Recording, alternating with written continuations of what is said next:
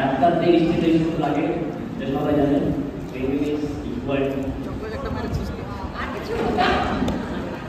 আমার ফ্রেন্ড বলে নিকা পেশা